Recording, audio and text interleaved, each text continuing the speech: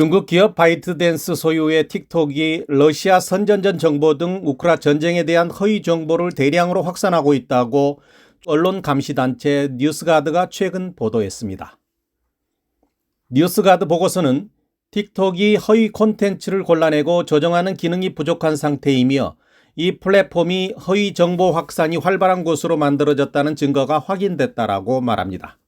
보고서는 틱톡은 젊은 유저들이 빠지기 쉬운 위험한 허위 정보가 넘쳐나는 곳이지만 10억이 넘는 월간 이용자를 자랑한다고 덧붙였습니다. 뉴스가드는 틱톡 콘텐츠 분석을 위해 6명의 분석가가 틱톡 계정을 만들었습니다. 그런 다음 일상적으로 틱톡을 사용하는 이용자가 겪게 될 일을 경험하는 방식으로 실험을 진행했습니다. 첫 번째 실험에서 분석가는 45분 동안 우크라이나 위기와 관련된 비디오를 봤습니다.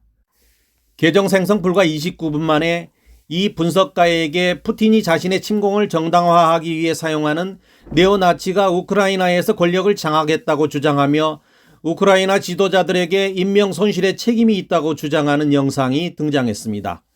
이 영상은 170만 조회수를 기록했으며 3월 14일 하루 만에 15,000회 이상 공유됐습니다. 또한 미국이 우크라이나에 생물무기연구소를 운영하고 있다는 주장, 미국이 우크라이나에서 일어난 2014년 혁명을 선동했다는 주장들이 이어졌으며 우크라이나발 뉴스 영상의 진실성을 부정하는 내용과 미군이 직접 분쟁에 가담하는 중이라는 허위 주장을 퍼뜨리는 영상도 있었습니다. 다른 분석가는 우크라이나, 러시아, 키이우, 전쟁 등 우크라 전쟁 관련 용어를 검색해 보았습니다. 그 결과 틱톡 검색 기능은 허위 및 오해의 소지가 있는 주장을 제공하기도 했지만 텔레그라프 같은 신뢰할 수 있는 소스로 안내하기도 했습니다. 보고서는 틱톡 앱에서도 신뢰할 수 있는 출처를 확인할 수 있는 파란색 체크 표시가 있다는 점을 인정했습니다. 그러나 신뢰할 수 있는 검색 결과와 동시에 오해의 소지가 있는 주장과 친러시아 선전을 전달하는 비디오가 함께 나타나는 점을 들어 이 기능의 신뢰성과 효율성에 의문을 제기했습니다. 확인 체크 표시가 있는 뉴스 소스 중에 틱톡이 차단했던 러시아 국영방송 편집장인 마르가리타 시몬얀이 있다는 것이 확인돼 출처 확인 기능의 신뢰를 더욱더 떨어뜨렸습니다. 틱톡을 만들어낸 중국 인터넷 대기업 바이트댄스는 중국 정권이 지분을 일부 보유하고 있습니다.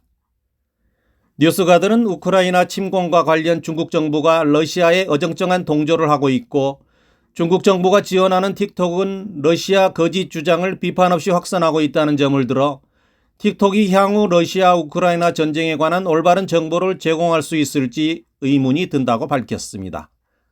진실탐사대 이원선입니다.